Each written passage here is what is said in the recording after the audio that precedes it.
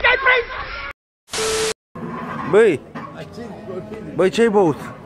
Vin alb. A? Vin alb. Ai voie să bei? Da. Cine ți-a zis? La farmacie. Care farmacie? Catena. Catena.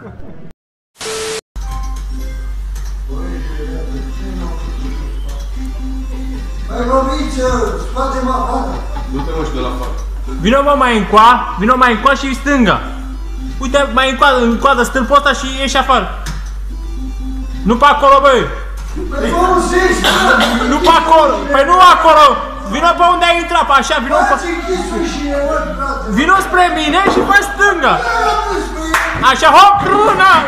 Acum, du-te înapoi, du-te înapoi! Băi, du-te înapoi! Iar mă duc, iar viu, iar mă... Da, mă, du-te înapoi! Am stat și mă trijot de mine, frate.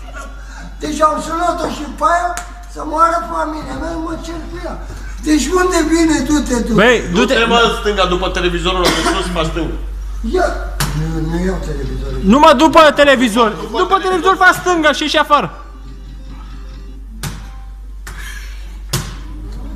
După televizor, uite, ți-aduce fata asta, uite, du-te după ea. Lasă-mă, lasă-mă, nu iau după ea, mai iau după ea.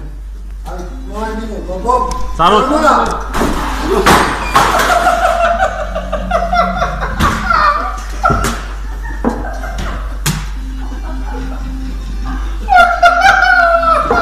Hai mă, nu râde mă, că ți se poate întâmplă mă! Ce ai